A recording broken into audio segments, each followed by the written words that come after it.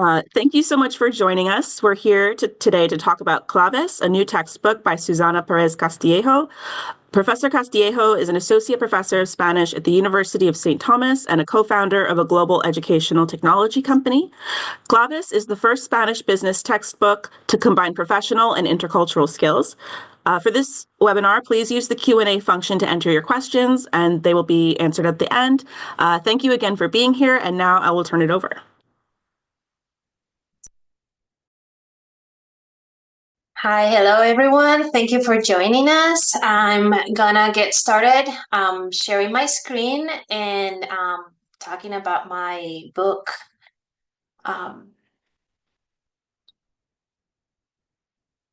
All right, so Stephanie said this is a new textbook.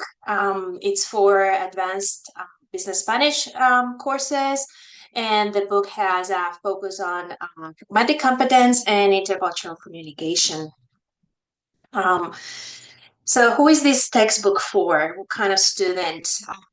Students are usually advanced learners of Spanish as a second language based in the US or familiar with US cultural values. This is for undergraduate college students who are typically not necessarily business majors, okay? Well, I'll talk about that in a second. But they usually have an interest in either international business or cross-cultural workplace communication, because that's what the book does. And they tend to be enrolled in a Spanish minor or major. I wrote this for my students, and this is who they are. Or they are sometimes heritage speakers who are not minoring or majoring in Spanish, but they do have that interest in international business, and they have the skills, the language skills to be successful in the course. No previous business knowledge is assumed in this book. I do have when in my classes when I teach with this, I have non-business majors, and they appreciate that they gain some business literacy, basic business literacy. And some background that is needed to succeed with this textbook. Usually they are advanced learners. They have had 5 to 6 college level courses before they take my course, a course that has Claves. And typically these students have already taken whatever advanced grammar course is in your Spanish program or the advanced conversation course, okay? They tend to be juniors and seniors.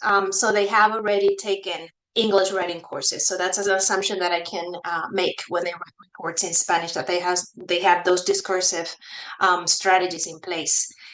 Now, the professor does not need to be a business expert. We tend not to be that, right? Personal experience with cross-cultural communication is important.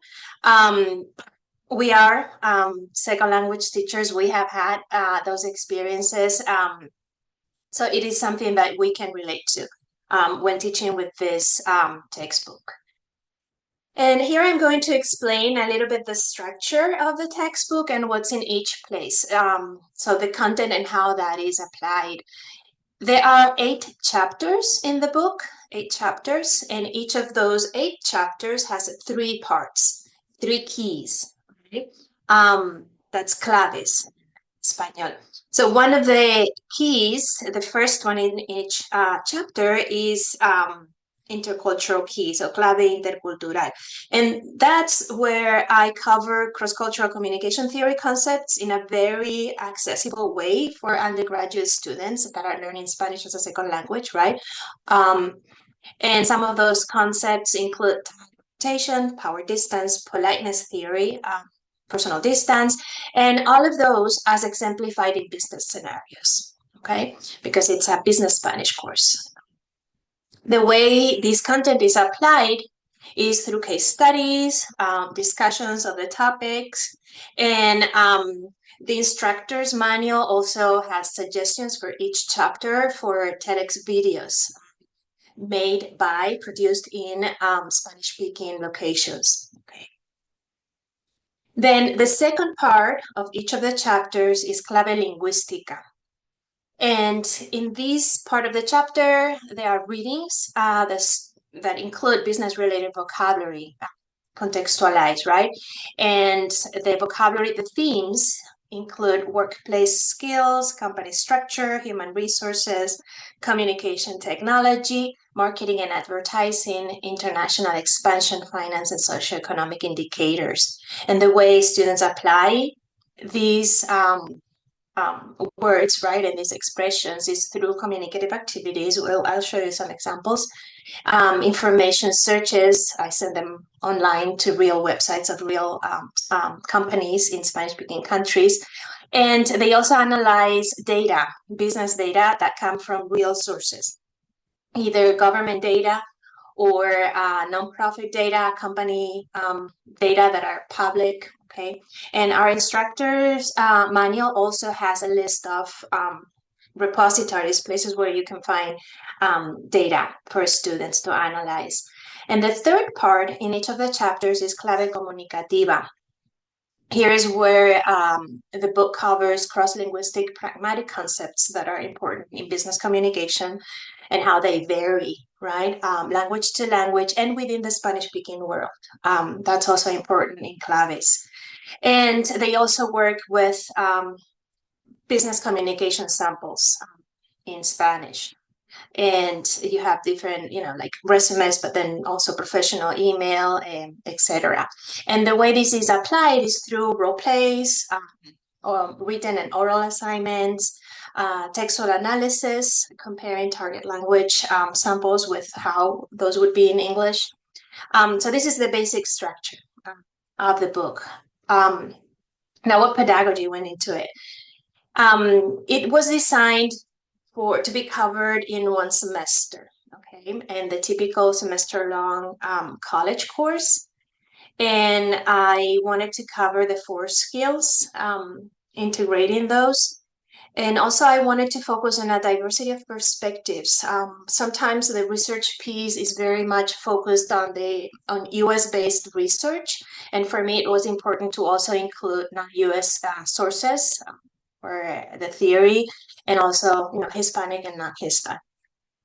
And then I do use real-life examples, okay, from the Spanish-speaking world. That was also important to me. So I didn't want to have US-based samples just translated into Spanish. That was not the point. So there's a lot of that in the book. And then I adopt, for the intercultural piece, a cultural general approach. And I feel I need to stop a little bit there and explain what that means. And usually we need to go with what it's not, right? Starting there, when we adopt a culture-specific approach, which is what we typically do when I say we, is language teachers, Spanish teachers, we usually do this, the culture-specific approach, Spanish 1, Spanish 2, right? It's about teaching the values, assumptions, norms, underlying certain practices. This is useful at that level, okay? However, and for someone who's interested in doing international business, not necessarily in one of the countries, but in different situations, it's just impossible to know in depth every single way in which a culture can vary. And also with that approach, we may minimize a little bit the cultural diversity within the Spanish-speaking world. There is a place for that, but in a business Spanish class for advanced learners, I feel like we need to approach it differently. So I take a cultural general approach in this course and in the textbook that I wrote for that. And what it is we take theoretical frameworks that can help us as guidelines to interpret human experiences that are subject to variation in different cultures. And these experiences, when I mention them, you're going to know what I mean. So the psychological perception of time, just because we're human beings, we all have a psychological perception of time. However, national culture as one of culture in which we participate can influence our psychological perception of time. The same with the use of silence in communication. Human beings use silence to communicate. How that's used depends on culture a lot, okay?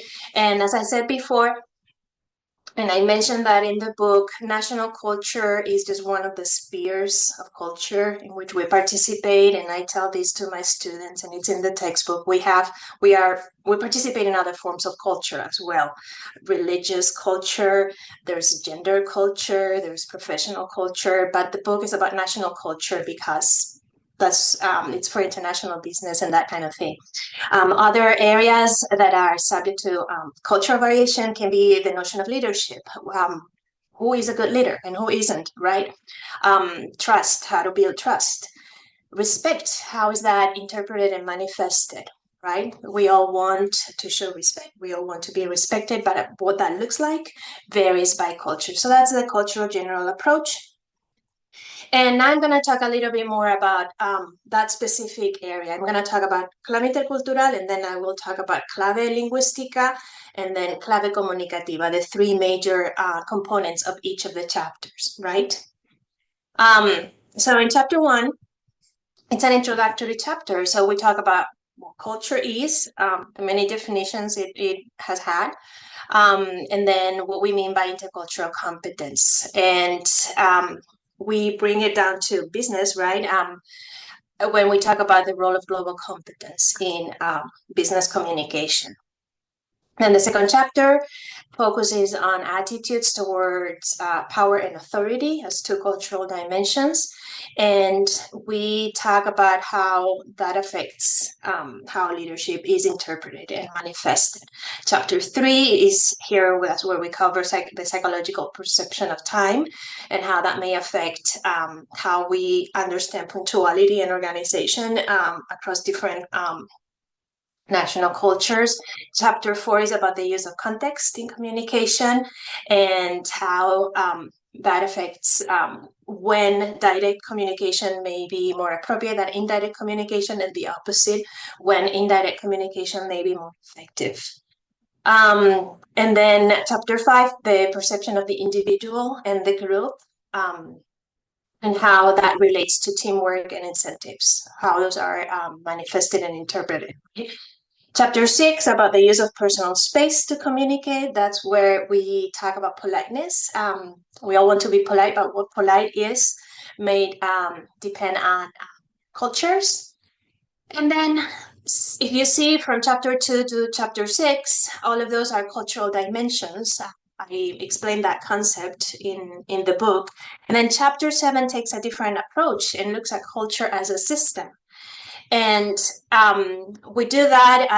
I explain also in chapter 7 that view is compatible with the view of culture as a set of dimensions. And it helps us understand certain aspects of culture that are not easily explained with the dimensions, right? And we see examples of companies that adapt to international markets, how they need to alter some of their practices. And in the end, in the final chapter, we bring it back to culture and intercultural competence by focusing on the actual the exchange, okay, between two people or a group of people, what happens in intercultural communication. And we see it as a process where two people are engaging, and all our expectations about the culture of the other person may not be apparent or ready right there, because that person may be accommodating to us, which is something that happens in intercultural communication. So we explain that towards the end. These are some of the, before I continue to the clave lingüística, these are some of the theoretical frameworks that I used from business communication to create that aspect of claves and the cultural dimensions, okay, the original and then the latest version. I do use also this, probably you have seen this, the iceberg metaphor, for students to, as a way of conceptualizing what you can see, but what's underneath, what are the values and beliefs under that. The other metaphor that we use is the one for the system, right? The LESCANT model, it's an acronym: language, environment, society, context, authority, nonverbal communication, and technology, okay? And how all those systems are interconnected to create the system of culture. Politeness theory, I rely heavily on Diana Bravo with, politeness, autonomy, and then affiliation, those two concepts. Ting Tomei is my basis for when we talk about culture shock and reverse culture shock when students come back from study abroad, right? And then accommodation theory for that aspect of intercultural communication. Now, clave lingüística. So this is the second part in each of the chapters, right? In chapter 1, the theme is employability and professional skills. Chapter 2, company structure and the professional roles. Chapter 3, human resources, communication technology. So the different aspects that you would expect in a business Spanish curriculum. And if you noticed, that's the image there with the circles, right? I wanted to start with the individual, as those are the things that our students need to communicate about when they present their professional profile, who they are, their personal brand, right? So talking about the self. And then moving on to the other spheres of participation, right? The company, and then the company has a structure and person has a role within that structure, and then the company participates in an economy, right? And they need the words to talk about those aspects of the business, and then global trade, right? As the last piece. And that's when we talk about finance, financial systems, and socioeconomic indicators. Okay, so they have readings in each of the chapters. So that's clave lingüística, and then clave comunicativa. The first one covers different conventions in the Spanish-speaking world compared to the US on resumes, cover letters, the job interview. Then we talk about professional greetings and variation within the Spanish-speaking world, which is important for students to learn. And then we have here different speech acts. We have requests, and then later on refusals and apologies. And we also spend time with professional email. And Chapter 7, I include inclusive language in Spanish, but this is one part where students also learn about what it means to use inclusive language in their own language, in English, in the workplace. And just to be clear with this, I'm not teaching it as this is what you have to say. The way I teach is this is a phenomenon that is happening right now that is in line with changes in our societies and in our ways of thinking about different aspects. It's not just inclusive of gender. I also talk about how disability is communicated and things like that, aging, okay? And how to use a language, what are the tools that are existing right now that we have and can make us use language in a way that is more inclusive, right? And the images there, the self, the interaction, and the other, again, there is a progression. Self-talk to interaction and speech acts there, and then talking about something else, right? And other components in Claves. So that's the textbook for students. And then to support instructors, we also have an instructor's manual, and that's available in the Georgetown website. It has pedagogical tips. For the open-ended exercises, I provide suggested responses. They're not the end of the question, right? I analyze the case studies. I also provide some sample rubrics, but I am a teacher. I understand. Sometimes I see rubrics that are suggested by someone else and I don't like them, so I change them. But it's important to have that and to have an idea of what we can do. And then additional teaching ideas for each of the chapters. And then there is an online workbook that goes with the book, and it's accessed in Linko. And it's basically for homework, okay, so that you can assign some of the readings, vocabulary practice, some of the speaking or writing tasks can be done online. Then I provide at the beginning of each chapter the can-do statements, but in Spanish. to help with lesson planning. And then there is also a scope and sequence chart at the beginning of the textbook for course planning. And as I said before, the list of data repositories where you can find business data, and that is current and regularly updated for students to investigate. We're going to go now to this final piece in the presentation, which is the lesson demo. And I chose Clave Lingüística from chapter 3 because I talked before a lot about the intercultural piece. I thought let's go with one that is within Clave Lingüística. This chapter is about recursos humanos, human resources, and those are the pages that it covers. What I'll do in my lesson, I will not treat you as students because I don't see you right now, okay? I'm just talking to myself. So I will go through this in just showing you what I would do with my students, so you can have an idea of what's in Claves, what Claves has to offer, and how it can be implemented in your classes. So this is taken from the textbook. The goals, the objectives, these are the can-do statements, okay, at the beginning of that section, okay, the Clave Lingüística en capítulo 3, chapter 3. And we would start with some preguntas preliminares, okay, to activate background knowledge. Each section of each chapter, the 3 sections, each one starts with preguntas preliminares to get people thinking, to get students thinking. And this is something that you can assign as homework, as a low stakes writing assignment or speaking assignment if you want your students just to talk about this. I usually do these in the classroom when we get started to have students think about this. So here they have to talk about what are the tasks that typically human resources is involved in. And in their groups, they have to talk about this, and they have to consider the name of the department. Why is it human resources, right?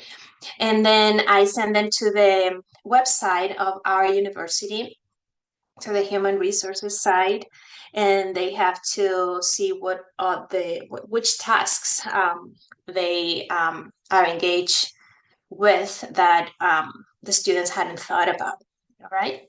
So that's one piece. And then we get started with a presentation of vocabulary. So the way the book was designed, I focus first on input, and then I move progressively towards output.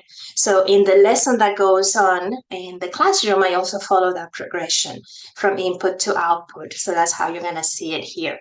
So I start with my presentation, and the words that are part of the vocabulary list in the textbook at the end of that chapter are bolded here. So when you see something bolded, that's the reason why, because I want students to focus their attention on those words, because those words are going to appear multiple times in their homework, in their reading, and I want to talk about them when I'm presenting them.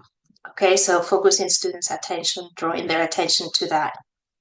So this is the way I would do this is the typical input presentation when I'm doing this in Spanish and I'm telling them stories and I'm asking questions, yes, no questions usually.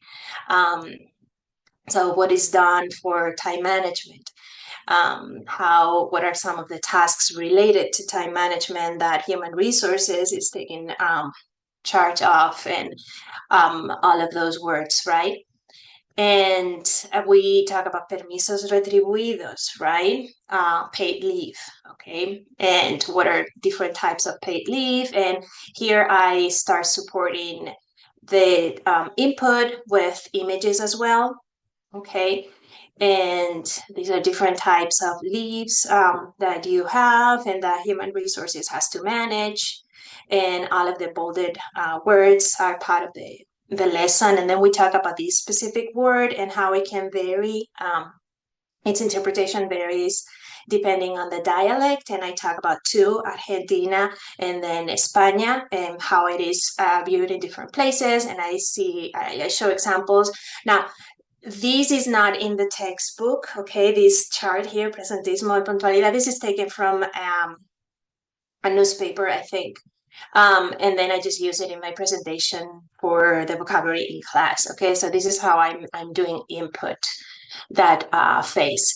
So again, I go to examples. I'm talking about presentismo, and I talk about something that is different from the United States, between Spain and the United States. This is from 2019, so before the pandemic, only about 7% of the people did remote work. They prefer to work in the office in Spain. Moving forward to 2021, right after the pandemic, when the office was open again for people to come back, only 8% of people chose to stay home. So seeing that difference with attitudes toward remote work and the need to be in an office, right?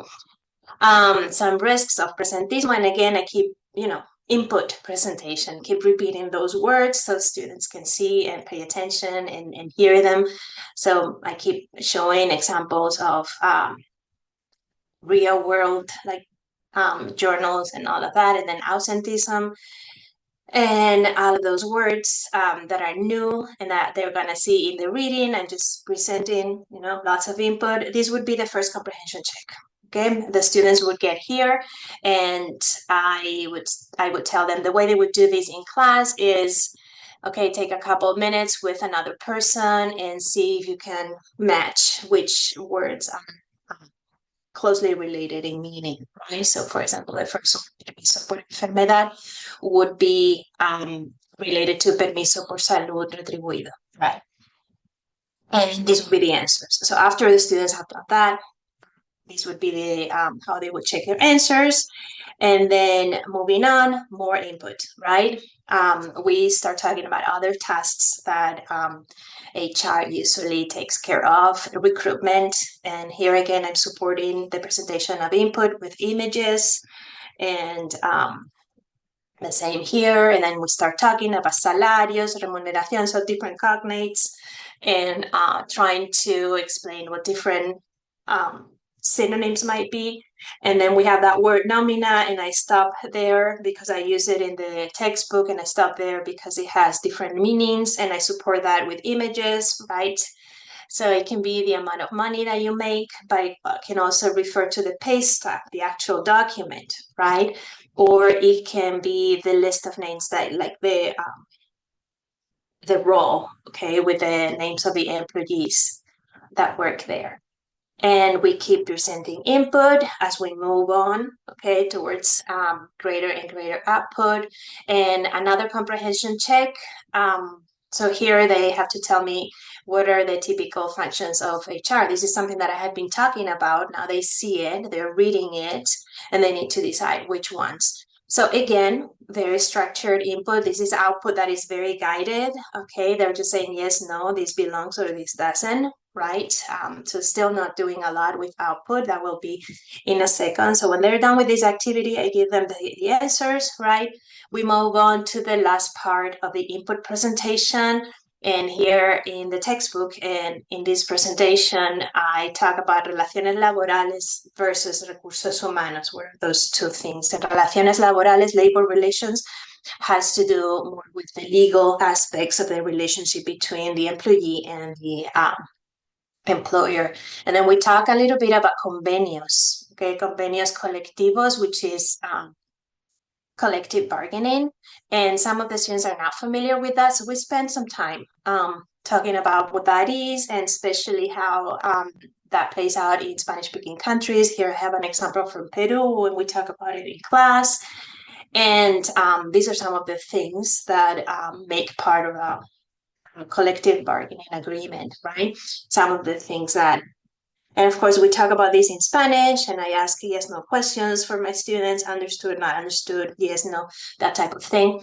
And this graphic just shows that relaciones laborales is still part of recursos humanos. It's just specific to the legal aspects of that relationship.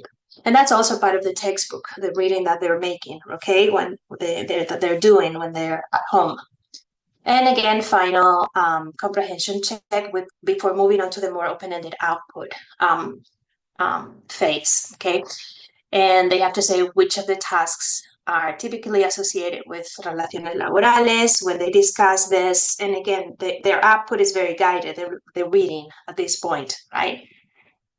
These would be the three that I would hope they would select. And now more comprehension for the vocabulary. This is matching, okay? Some of the words that are a little bit more difficult, I think, or that we spent time talking about, like la nómina and convenio, right? To reinforce those words. These are the answers.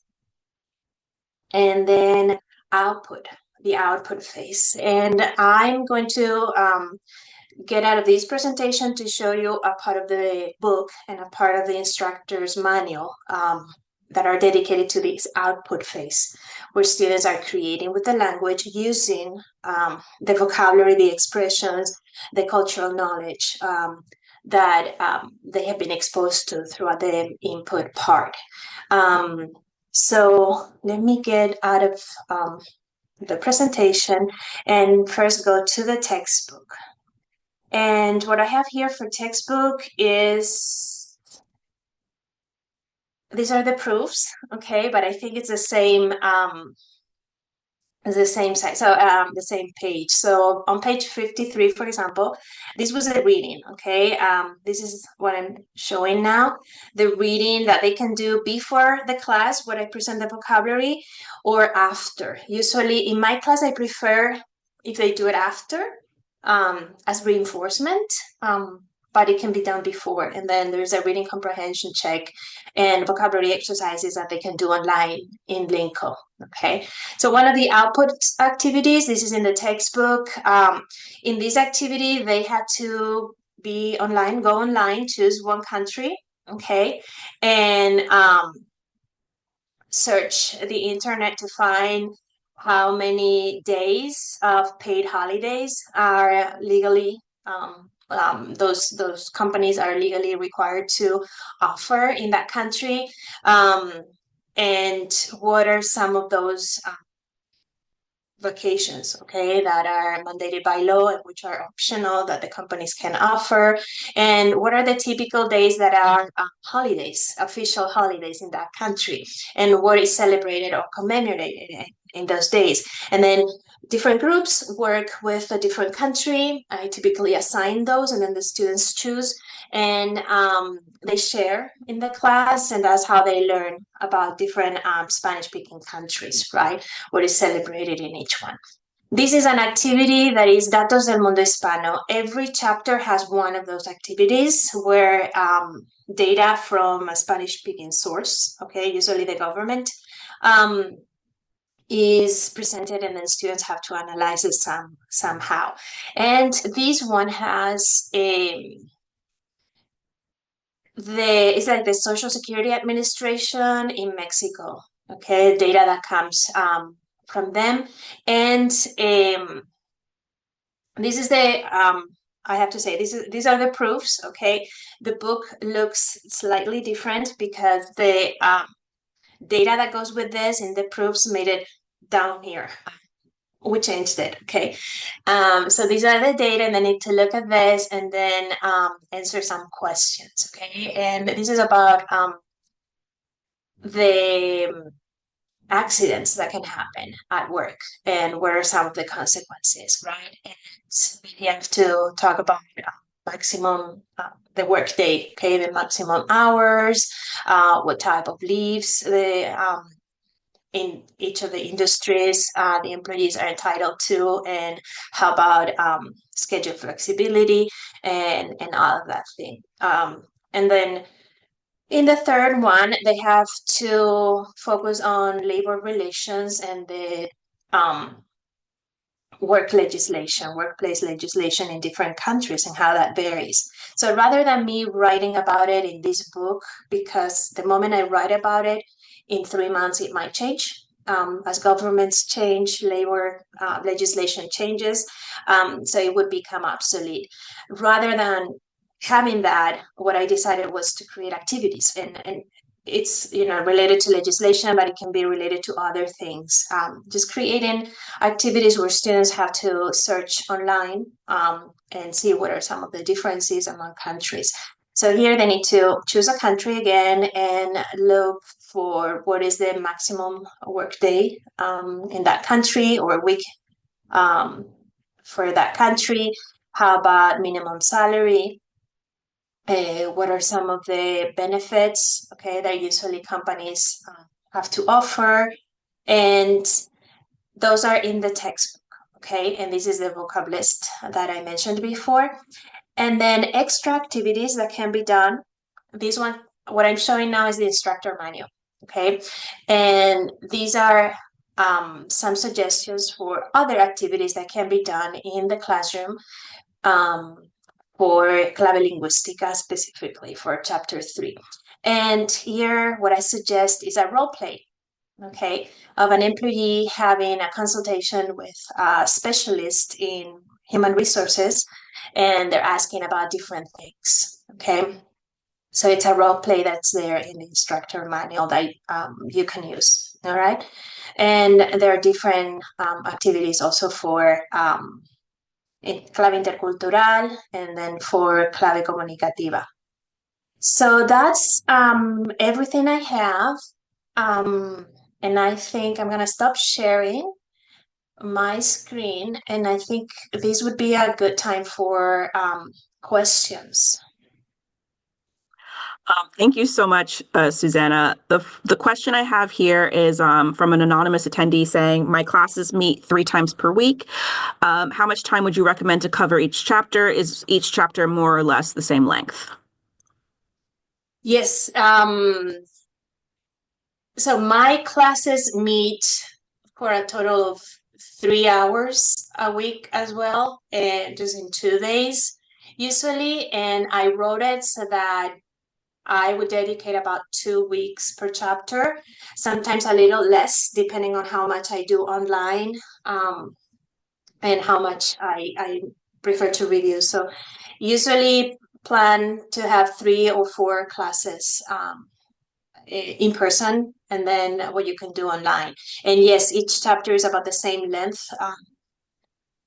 But you might want it depends on your students. Some people prefer to spend more time with marketing and advertising because that's the type of student they have, and then they spend less time in the final chapter, which is about that intercultural exchange. But then if you have a number of students who are preparing to go abroad, you may want to spend more time with chapter 8, which is exactly, it's about that encounter and what happens and what are some issues and different opportunities during culture shock, how to recognize that and how to manage it. So it depends on the students that you have. Thank you so much. A question that I had was, what are the tools and resources that are available for instructors on Linko? Yes, the activities are there, have been created, and they have a certain amount of points, a certain rubric, different things. I believe that the instructor can modify those. Like there's a default, and the instructor can go through that. And then there are videos by native speakers that the instructor can choose. We are in the process of selecting a few that would go with the topics. But that's something that the instructor can also just go and search. They're organized by country and topic. And what else is in Linko? I think that's, and flashcards. Oh, cool. That's another function that Linko offers, and the instructor can also modify that a little bit. Okay. Awesome. Thank you. And then another question from Josep Albasales. He says, thank you for this great presentation. 2 questions. 1, what is the actual level of this ideal target audience or the ideal target audience for this textbook? And then does the textbook include an explicit discussion of standard language ideologies and prescriptive versus descriptive approaches to language?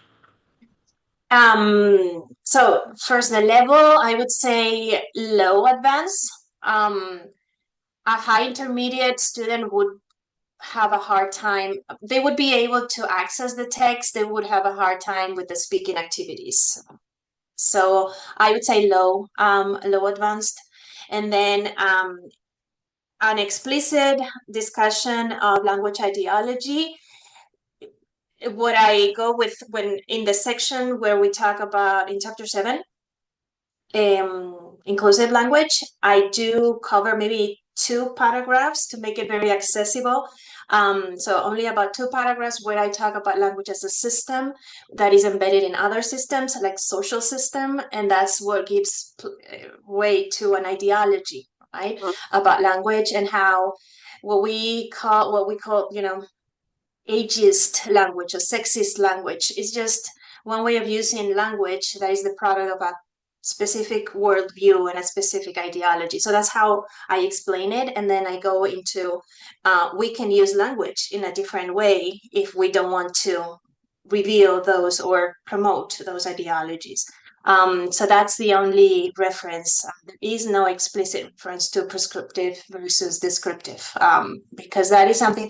And again, this course happens in my program, and the way I wrote the book happens within a larger Spanish program. And some of these students, most of these students are within the linguistics track, and they have already taken intro to linguistics, or so they've discussed those things in other places. So no, there isn't a lengthy discussion of prescriptive versus descriptive, but I do explain why ideology matters when it comes to language use. Awesome. Yeah, thank you for describing that.